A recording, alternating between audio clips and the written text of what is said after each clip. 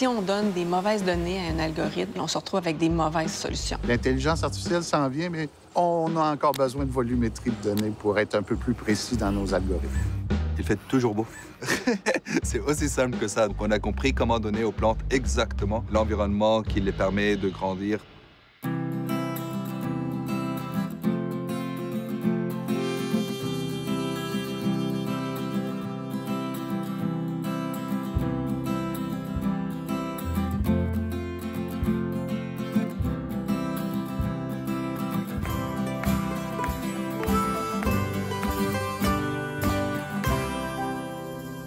On entend de plus en plus parler d'intelligence artificielle. Dans un domaine comme l'agriculture, son utilisation peut s'avérer bénéfique, surtout dans un contexte où on va devoir produire davantage, tout en réduisant au maximum les effets néfastes sur l'environnement. Malgré tout, il y a avec l'intelligence artificielle certains enjeux dont il faut tenir compte, notamment l'appropriation des données recueillies par les plus gros joueurs de l'industrie, l'accès équitable à la technologie et le choc des générations qui pourrait survenir entre les producteurs plus âgés et leurs collègues plus jeunes.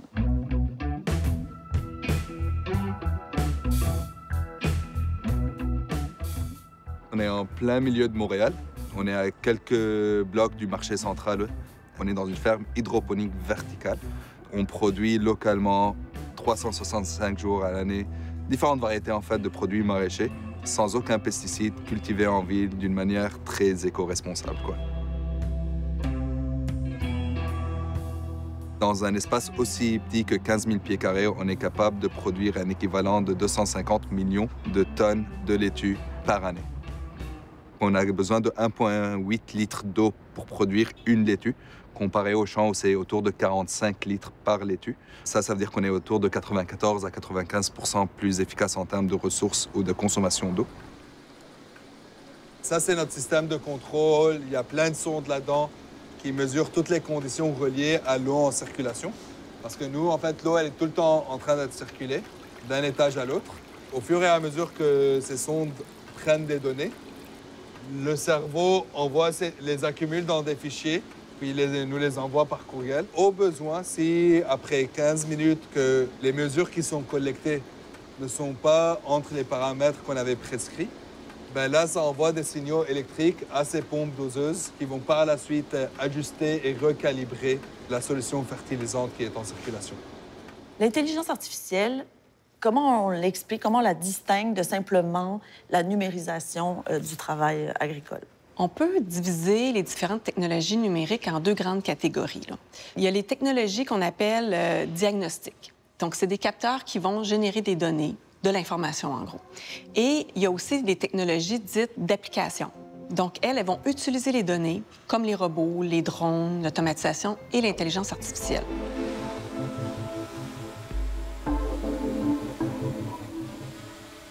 L'intelligence artificielle utilise un algorithme avec lequel elle va finir par apprendre et va se nourrir de données.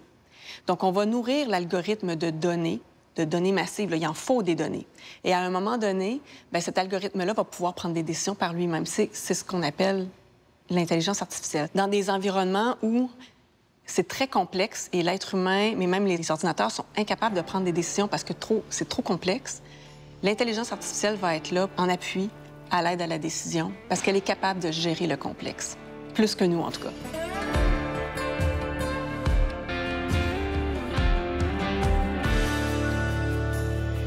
Si on compare notre productivité par pied carré, par pied cube dans notre cas, comparé à une ferme traditionnelle dans un champ régulier, on est autour de 132 fois plus productif par pied carré, prenant en considération que les fermes au Québec produisent 2 à 2,5 cycles par année seulement. Donc nous, on produit autour de 17 à 19 cycles par année, dépendamment des plantes. On est tout le temps en continu, on récolte à tous les jours, on plante à tous les jours, on livre à tous les jours. Puis de notre ferme jusqu'au magasin, c'est en moins de 24 heures. Le fait qu'on est en court-circuit aussi et à 17 km des centres de distribution des grosses chaînes, ça nous permet d'éliminer 99 % des transports. Même en termes d'émissions de GES, on est très, très efficace. Quand on parle d'agriculture de précision, on parle d'une agriculture qui va utiliser plein d'informations pour pouvoir avoir des actions presque chirurgicales ce qui va faire en sorte qu'on va utiliser exactement la quantité d'intrants qu'il nous faut au bon moment. Donc, fini la surutilisation de fertilisants, par exemple, ou de pesticides qui va finir dans l'environnement. Fini la surutilisation d'eau, par exemple. On peut aussi réduire le nombre de passages du tracteur dans les champs, donc on réduit la consommation de carburant. L'agriculture de précision, c'est vraiment la fin du one size fits all. C'est le début d'une agriculture vraiment individualisée pour chaque plante et chaque animal. L'environnement nous tient très à cœur. Personnellement, j'ai quitté le monde des finances parce que je voulais m'impliquer dans une entreprise d'impact social et environnemental. Les plantes sont tout le temps très contentes dans les meilleures conditions environnementales. Ça nous permet de même pousser une laitue entière en 38 à 39 jours, comparé aux champs où c'est 45 à 60 jours, dépendamment du climat. En termes d'autres atouts, notre taux de rejet de produits non vendables est à 2 %. Tandis que dans les champs en général, dépendamment bien sûr du climat aussi, les taux de perte de produits non vendables peuvent monter jusqu'à 40 %. Puis est-ce qu'il y a des projets technologiques intéressants au Québec qui se font, là, des projets de recherche, de développement? Au Québec, ça commence à se développer beaucoup dans des environnements contrôlés. Donc, à l'intérieur de serres verticales, par exemple, on contrôle les paramètres. Ce qu'on va voir de plus en plus, ça va être l'intelligence artificielle arriver dans des environnements non contrôlés, donc en plein champ. Et là, c'est beaucoup plus complexe parce qu'on ne contrôle pas justement les paramètres. On ne contrôle pas la météo, le vent, les précipitations. Mais en même temps, c'est là que l'intelligence artificielle en agriculture va jouer pleinement son rôle. Parce qu'on est dans des environnements où l'être humain a de la difficulté à prendre des décisions parce que c'est trop complexe, justement. L'intelligence artificielle, avec toutes les données à laquelle elle a accès, va pouvoir nous dire, bon, bien, dans ces conditions-là, étant donné telle météo, tel facteur vent et tout ce qui s'est passé avant comme événement, conditions de sol, plantes, va pouvoir nous donner des indications sur les meilleures interventions à faire pour réduire les pertes de récolte, par exemple, ou optimiser le moment de la récolte. On est dans des entrepôts où on contrôle chaque variable qui contribue à la croissance de la plante. Puis quand je dis chaque variable, on contrôle même la vitesse de la ventilation. On contrôle le taux d'oxygène dans la chambre, le taux de CO2 dans la chambre. On contrôle chaque aspect de la solution nutritive. Et on est capable d'isoler chacune de ces aspects-là, récolter les données quantitatives et qualitatives pour bien comprendre comment chaque facteur dans l'écosystème affecte le résultat final. Le numérique, il sert à quoi, donc, en agriculture? On le retrouve dans quelle partie des productions? Chaque secteur de production utilise des technologies différentes. On peut commencer déjà par deux grandes catégories, les productions végétales dans les champs, où il va y avoir certaines technologies utilisées pour les champs, et les productions animales, qui sont plus dans des bâtiments de ferme. Après ça, bien, par secteur, dans le secteur laitier, on pense tout de suite aux robots de traite, par exemple. Dans le secteur végétal, le GPS dans les champs, les applications à taux variable, d'engrais, de fertilisants, de tout ça. Les GPS dans les champs, ça sert à quoi?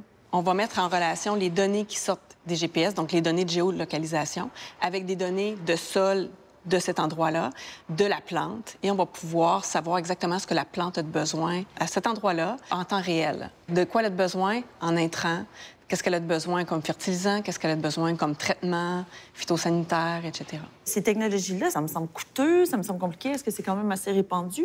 Certaines technologies sont moins coûteuses que d'autres. Quand on entre dans l'automatisation, la robotisation, l'intelligence artificielle qui débute au Québec, là, on est vraiment dans des technologies très dispendieuses. Où le bas blesse, c'est vraiment l'incertitude sur la rentabilité de ces technologies-là. Parce que si elles sont chères, c'est une chose, mais si elles sont rentabilisées rapidement, il n'y en a pas de problème. Par contre, l'incertitude qui plane sur la rentabilité, c'est ça qui cause problème et qui est un frein souvent à l'adoption de ces technologies-là en agriculture. Nous, quand on a commencé en 2016, on n'avait pas beaucoup de sous, puis on avait un peu de temps sur les épaules.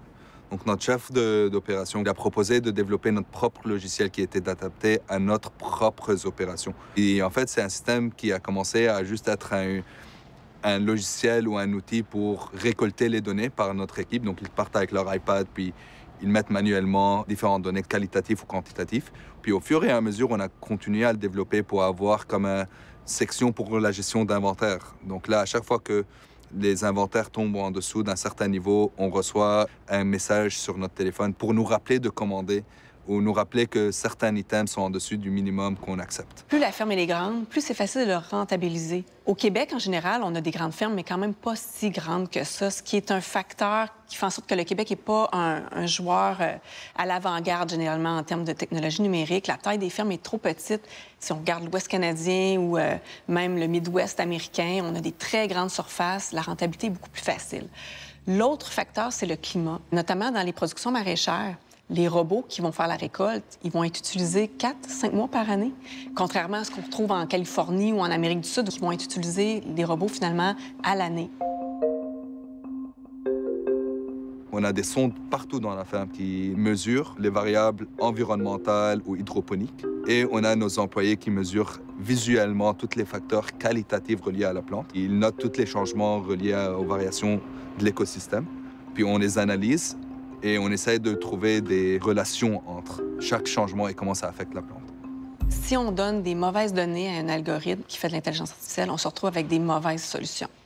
Donc, l'importance des données, la qualité des données, l'homogénéité des données, donc tout cet apprentissage qui doit être fait par les producteurs agricoles, par l'écosystème des producteurs, les conseillers, sur l'importance de bien récolter de données, de bien les stocker. Les bases de données, si ça, c'est pas bien fait, on peut pas aller vers l'intelligence artificielle. Les jeunes plantes, après quelques jours après qu'ils soient germés, ils ne sont pas capables d'être tout le temps mis dans l'eau, comme les plantes qui sont un peu plus matures, comme là, où tu as les racines qui ont commencé. À ce stade-là, on les arrose une fois par jour afin de réhydrater le substrat, réhydrater la plante, pour permettre aussi de rebalancer, recalibrer le pH.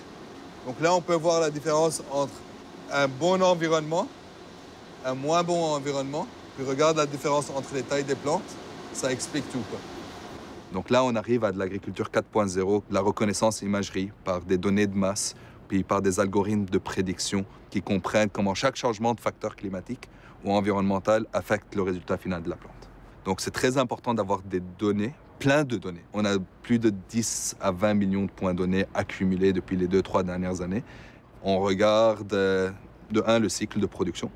Parce que le plus qu'on est capable de réduire le cycle, le plus on est capable de produire en utilisant les mêmes intrants, le même espace, donc être plus efficace, plus optimisé. On regarde des données par rapport aux variations de la température à l'interne, les microclimats qu'on a, la qualité des plantes, le croc, la couleur des feuilles, la taille des feuilles, le poids à la récolte. On aime récolter toutes ces données-là pour améliorer notre connaissance, mieux former notre équipe et mieux comprendre comment avoir le meilleur produit qui peut être offert au public au meilleur prix. Ça prend énormément de matériel et de ressources humaines pour pouvoir analyser toutes les données qu'on a. Est-ce que la numérisation, l'utilisation de l'intelligence artificielle, c'est utile pour tout le monde ou c'est plus utile pour certains types de fermes que d'autres? Le développement du numérique puis de l'intelligence artificielle en agriculture va créer des fractures, je crois. C'est pas fait pour toutes les fermes. Les technologies numériques, souvent, elles vont être plus propices aux monocultures parce que quand les drones se promènent, par exemple, entre les rangs, au niveau des capteurs de données, des tracteurs qui vont passer, parce que les tracteurs, maintenant, peuvent être auto-guidés, ils vont partir dans les champs, vont récolter des données. Le fait qu'on soit en monoculture, bien rangé, c'est plus facile. Déjà, quand la taille des fermes est grande, c'est difficile d'avoir des yeux partout sur la ferme. Donc, le numérique a un avantage certain. Il permet d'apporter de l'information où on ne peut pas être partout à la fois. Maintenant, ceci étant dit, les petites fermes pourraient tirer leur épingle du jeu dans le numérique. Je pense aux petites fermes, mais qui ont une forte valeur ajoutée, comme le biologique, les petites fermes maraîchères de petits fruits, les fermes de canneberges. Donc, ils sont capables d'aller chercher une certaine rentabilité, une bonne marge qui fait qu'ils peuvent investir dans ces technologies-là. Et le biologique, entre autres, parce que dans les régies biologiques, on ne peut pas utiliser d'intrants de synthèse. On ne peut pas utiliser de désherbant. On doit désherber mécaniquement ou à la main. Donc là, le robot désherbeur devient un allié vraiment efficace. Et puis, en plus, il permet d'aller chercher plein de données. Donc, même sur des petites surfaces, dès qu'on a une forte valeur ajoutée, puis qu'on a une belle application qui rend service aux producteurs, ça va se développer également. Tu as toujours besoin des techniciens pour valider que tout fonctionne comme il le faut, que les normes de salubrité alimentaire sont respectées, que le nettoyage est bien fait comme il le faut. Mais on arrive à un point où une grosse partie de notre chaîne alimentaire va être quand même assez avancée au côté optimisation et automatisation. On a comme objectif d'atteindre un niveau qui est une ferme 4.0, où dès la réception d'une commande jusqu'à l'emballage ou la création de la palette, tout cela peut être automatique. Donc, dans le futur, on pourra avoir un fermier qui est assis devant un énorme tableau de bord où il voit tout ce qui se passe. Oui, puis même avec des petits boutons de couleurs différentes lui disant « Attention, code orange à surveiller ou code rouge, il faut faire une intervention tout de suite sur cette vache-là. On soupçonne tel problème. » L'intelligence artificielle pourrait arriver avec une série de possibilités, de problèmes et de solutions. On pourrait arriver avec des outils de prédictabilité.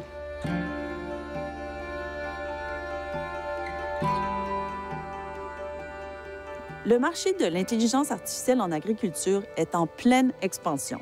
Selon la firme chinoise d'analyse de marché Facts and Factors, sa valeur atteindra près de 4 milliards de dollars américains en 2026, soit 4 fois plus qu'en 2020. Le Québec aussi participe au développement du secteur. La province a son propre incubateur d'agriculture numérique avec sa zone AgTech qui réunit les entreprises du domaine, les chercheurs et les producteurs agricoles. Le virage numérique en agriculture est d'ailleurs une des voies mises de l'avant par le gouvernement du Québec dans son plan d'agriculture durable 2020-2030 pour améliorer les pratiques de l'industrie et réduire son empreinte écologique. Agrifusion, c'est la plus grande ferme biologique au Québec, sur une superficie de 3000 hectares environ. Moi, je suis en recherche et développement chez Agrifusion. L'objectif ici, c'est de développer un programme qui s'appelle DataBio avec un centre de recherche qui est l'IRDA. Je travaille aussi avec Agrisoft, qui est une boîte en informatique. Et l'objectif, c'est de développer des nouveaux modèles agronomiques basés sur l'intelligence artificielle. Mais pour faire l'intelligence artificielle, il nous faut des données. On ne peut pas faire de l'intelligence artificielle si on n'a pas de bonnes données. Et pour avoir les bonnes données, ça en prend beaucoup. Et pour en avoir beaucoup, ça prend beaucoup d'agriculteurs, beaucoup de partenaires pour aller la chercher, cette donnée-là. En 2018, on a constaté qu'on avait énormément de données qui dormaient dans les cartables, dans les fichiers Excel, dans les équipements agricoles. Le programme DataBio se veut un projet innovant en technologie qui va permettre d'aller chercher les données sur les différents systèmes et de les assembler dans un seul et unique endroit pour pouvoir justement faire des analyses, faire des tableaux de bord, valoriser la donnée aussi. On est à l'étape de cueillette, d'harmoniser les données avec différents protocoles. Parce qu'il y a des conditions pour pouvoir se permettre de faire de l'apprentissage machine. Une des conditions fondamentales, c'est la variété des données et c'est sa volumétrie. Le but, c'est vraiment de mettre en place des outils de collecte de données et d'aller chercher la donnée aussi dans les systèmes. L'intelligence artificielle s'en vient, mais on a encore besoin de volumétrie de données pour être un peu plus précis dans nos algorithmes.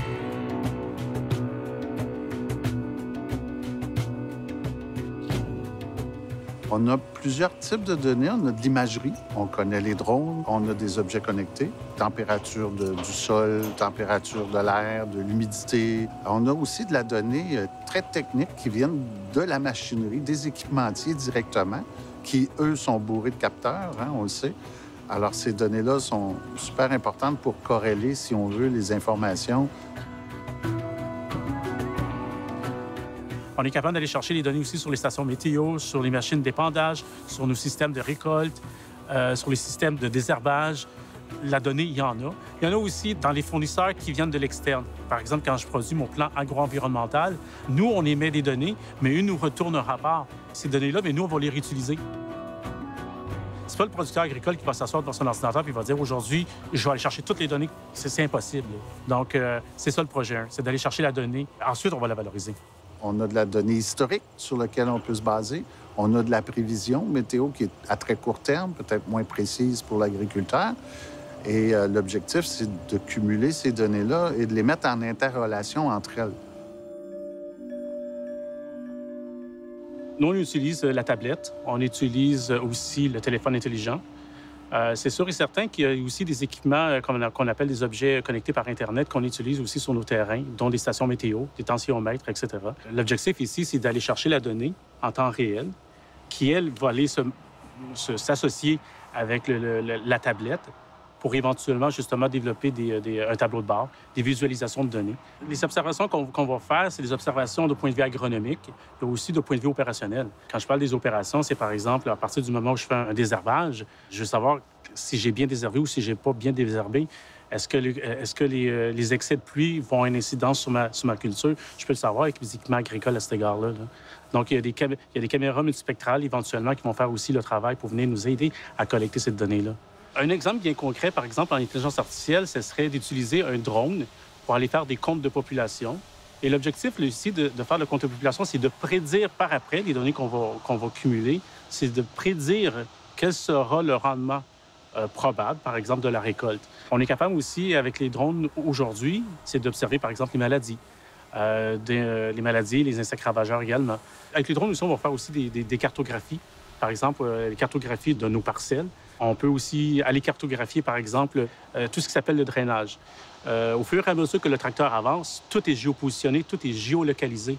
Alors, encore là, je suis capable d'avoir une précision sur le terrain. Qu'est-ce qui se passe, par exemple, au niveau de mes semis versus mon désherbage jusqu'à la récolte? On a fait installer dernièrement une antenne sur un des silos les plus élevés ici au centre de grains pour aller collecter la donnée en temps réel. Ce n'est pas les outils qui manquent, c'est vraiment d'unifier tout ça qui est manquant actuellement. L'intelligence artificielle va demander la véracité des données et on ne peut pas recueillir de la donnée n'importe comment. Donc, pour être bien interprétée, il faut qu'il y ait des normes au niveau de sa cueillette. Et c'est là qu'interviennent les protocoles, c'est-à-dire la façon dont on prend les photos, la façon dont on va noter les choses pour avoir des constantes d'un agriculteur à l'autre ou d'un champ à l'autre ou d'un employé à l'autre. Il y a la donnée qu'on pousse vers l'extérieur, mais elle nous revient sous forme de résultats.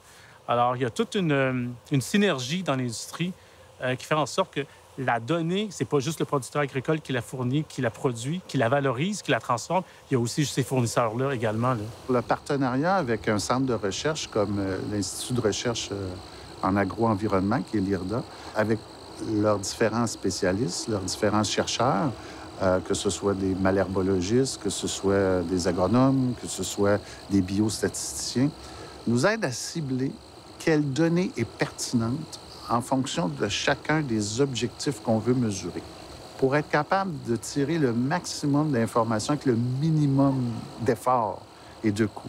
Ce qu'on veut faire, c'est de l'aide à la saisie pour que les professionnels puissent faire des recommandations. Agrisoft est une entreprise d'informatique, mais on n'est pas un producteur d'intrants ou on n'a pas d'intérêt commercial par rapport à l'agriculteur autre que de lui valoriser sa donnée et de lui faire visualiser qu'est-ce qui se passe dans ses champs. C'est carrément la statistique poussée à l'extrême. Au lieu de prendre une, deux, trois variables, mais si on est capable de mettre 15 variables en corrélation les unes avec les autres, ça aura un impact éventuellement positif sur la façon de faire les choses sur une ferme agricole. C'est sûr et certain que c'est pas l'intelligence artificielle qui va me dire demain matin « tu fais ça, tu fais ça, tu fais ça ». Ça va être vraiment des outils pour venir nous aider à prendre des décisions plus éclairées. J'aurais réussi mon mandat à partir du moment où j'aurais mis en place un wall room dans lequel il y aurait plein de télévisions et je serais en mesure de voir en temps réel ce qui se passe dans mon champ, les données qui rentrent et les analyses prédictives sur des résultats probants. Là. Ce qui rend l'intelligence artificielle efficace, c'est la quantité et la qualité des données. Pour que l'intelligence artificielle soit une véritable option pour un grand nombre de producteurs, il faudrait, dans un monde idéal, que les données soient accessibles facilement et gratuitement. Malheureusement, certains gros joueurs de l'industrie ont flairé la bonne affaire et ils investissent massivement en équipement, en recherche et en main-d'œuvre spécialisée. Le risque est donc bien réel que le milieu agricole devienne dans le futur encore plus tributaire de ces quelques entreprises. On est un peu dans une économie de plateforme, un peu comme Facebook. C'est-à-dire que le producteur achète une technologie d'un fournisseur de données, il la met chez lui, il l'utilise, des données sont générées à partir de cette technologie-là. Les données sont récoltées par le fournisseur de la technologie, qui, lui, va l'utiliser pour fournir un service, développer un outil d'aide à la décision au producteur, par exemple. Donc, le producteur, en plus de la technologie, peut payer pour un service du même fournisseur de technologie, lui permettre de prendre des bonnes décisions. Donc, en gros, on s'entend que c'est un système qui fonctionne assez bien, sauf que ce que ça crée comme enjeu, plusieurs, d'une part, le producteur reçoit pas de retour pour le moment pour la donnée qui est récoltée chez lui, parce qu'il y a un flou qui entoure la propriété des données. Et deuxièmement, mais la donnée, elle se retrouve dans un silo. Elle se retrouve la propriété du fournisseur de technologie. Et souvent, les entreprises qui fournissent les technologies, on s'entend que la plupart, c'est des très grandes entreprises, voire des multinationales. Donc, ces données-là, peut-être qu'on n'y aura jamais accès. Et ça crée des enjeux éthiques, des enjeux sociétaux, même, pas seulement pour le secteur agricole. Je dirais pour notre alimentation, pour savoir ce qui se passe dans notre agriculture, pour nos décisions sociétales par rapport à notre agriculture. Il y a quand même plein de projets très intéressants, très novateurs au Québec, mais la majeure partie des projets est toujours dans leur stade infantile, si je peux dire ça. Et le problème qu'on voit au Québec, en général au Canada, c'est que l'appétit à l'innovation, au risque, est beaucoup moins là, comparé par exemple aux États-Unis où on a des méga projets. En Chine, il y a des très gros projets. Les algorithmes existent en Australie, mais ne sont pas applicables ici, là. Donc, on doit faire un effort de concertation, de mutualisation de données, se donner un peu d'avance sur la gouvernance pour être capable que ce soit quelque chose de cohérent entre les instances gouvernementales, l'industrie, les chercheurs, toutes les compagnies d'informatique qui développent et les universités. Il y a quand même un bon réseau où on se partage plein de conseils entre différents producteurs à l'international. Mais est-ce que les gens donnent leurs recettes au complet? Ça, je ne suis pas encore sûr. Il y a de la donnée sensible. Il y a aussi de la donnée publique. Alors, il faut se gouverner. Et tout est un peu nouveau dans la gouvernance au niveau de l'intelligence artificielle. DataBio, c'est un projet innovant qui a démarré en 2018. Alors, j'ai mandaté l'IRDA, qui est le Centre de recherche agro-environnementale, pour nous aider à développer des protocoles de collecte de données. Il y a tout un amalgame de personnes, d'industries, de firmes, qui collaborent à unifier ces données-là. On peut avancer bien plus rapidement quand l'industrie partage des données ensemble pour permettre l'accélération de l'implémentation d'une vraie sécurité alimentaire, d'un partage de données pour accélérer la transition vers l'agriculture 4.0. Partage de connaissances, partage d'expériences, partage de données ensemble, ça va être primordial. L'innovation et de la recherche, elle ne peut pas se cantonner à ces multinationales-là. Il faut quand même qu'il y ait aussi de la recherche qui soit faite au public pour le bien-être de la société en général. Parce que plus l'agriculture va se numériser, plus les données vont être dans les mains de ces joueurs-là, et plus on peut se demander, est-ce qu'on perd un contrôle?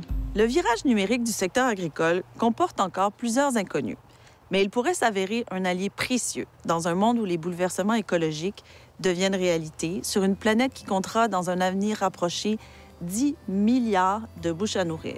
Fort heureusement, des producteurs d'ici travaillent activement à développer une expertise locale et avec une volonté ferme de bien faire les choses pour le bien commun. Ils nous prouvent ainsi que le côté humain de l'agriculture aura toujours sa place, même quand il est question d'intelligence artificielle.